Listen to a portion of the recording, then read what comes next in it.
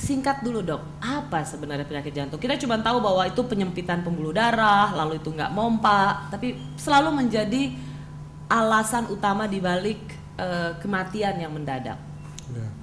Jadi kalau kematian mendadak pada penderita di atas 35 tahun, Aduh, kalau udah soal umur di atas 35 tahun langsung deg-degan ya. Memang sebagian besar karena penyempitan pembuluh darah jantung. Jadi 35 tahun itu yang paling besar risikonya ya? 35 tahun ke atas, mayoritas yang meninggal mendadak karena sakit jantung, penyebabnya adalah penyakit jantung koroner.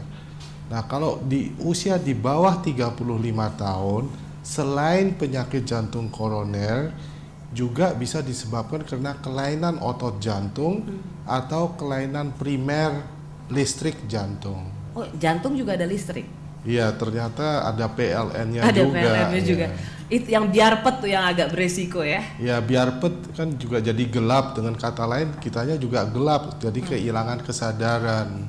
Jadi dok gini, dulu kan kita zaman dulu gitu kalau kita bicara soal penyakit jantung rasanya yang sepuh-sepuh gitu atau ada senior gitu. Sekarang justru lebih muda gitu kan, kepala 4 gitu. Bahkan ada beberapa orang tuh juga bahkan masih di bawah 40 gitu.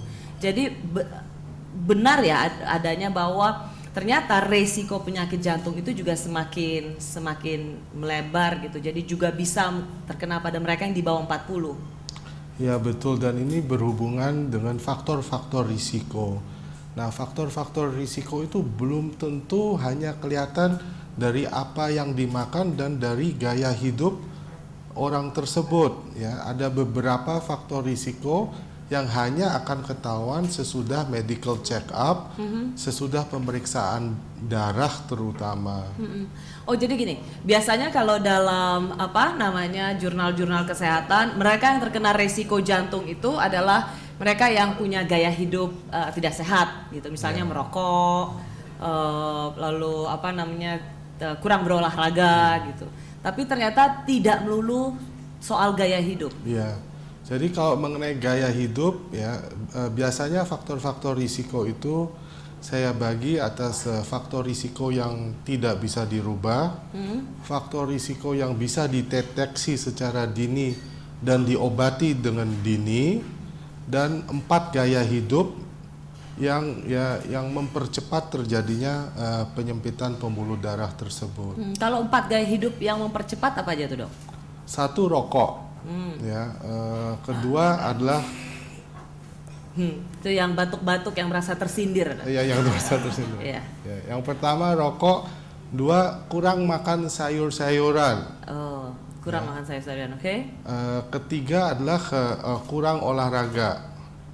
Dan 4 adalah yang memakai obat-obatan tertentu atau obat-obatan terlarang, terutama kokain atau juga penggunaan steroid jangka waktu lama. Dan ada obat-obatan yang terlarang lainnya seperti ecstasy, stimulan-stimulan, dan juga obat yang untuk bikin otot yang kadang-kadang dimakan oleh atlet untuk membangun ototnya. Itu 4 gaya hidup yang memang mempercepat. Dok. Hanya saja sekarang kan kadang-kadang kita lihat ada orang yang yang terkena serangan jantung atau kemudian meninggal dan alasannya adalah sakit jantung. Profilnya itu dok, profilnya adalah aduh dia nggak ngerokok, dia olahragawan gitu, dia hidup sehat tapi toh terkena serangan jantung.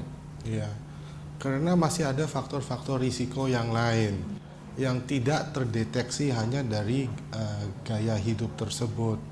Ya, antara lain 4 penyakit yang bisa dideteksi secara dini dan diobati secara dini adalah diabetes atau keadaan pradiabetes.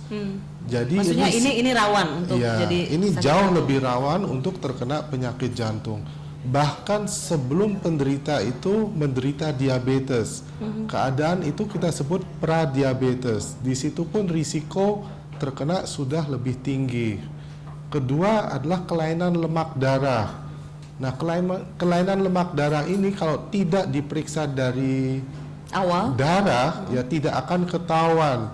Dan bisa saja manifestasi pertamanya adalah dalam bentuk serangan jantung. Dok, sorry ya, saya punya teman seorang wartawan, dia baru check up loh dok, baru check up jantung gitu, dia sedang kerja dan kemudian serangan jantung dan kemudian meninggal. Jadi pemeriksaan sendiri kok nggak bisa mendeteksi itu ya dok ya? Yang kita tahu dari faktor-faktor risiko itu 95% bisa menjelaskan kenapa penderita itu mempunyai penyakit jantung koroner. Tetap ada 5% yang tidak mengikuti faktor-faktor risiko tersebut. Tapi ini biasanya jarang. Dan kalaupun yang 4 penyakit itu tidak ada dan 4 gaya hidup itu tidak ada sebagai faktor risiko, biasanya itu adalah faktor keturunan. Ya. Nah, faktor keturunan ini ya adalah faktor risiko yang tidak bisa dirubah. Dan memang ada orang yang faktor keturunannya kena penyakit jantungnya sebagai serangan jantung, ada yang serangan jantung seperti flu biasa, tapi ada juga yang serangan jantung dan manifestasi pertama serangan jantungnya adalah kematian mendadak.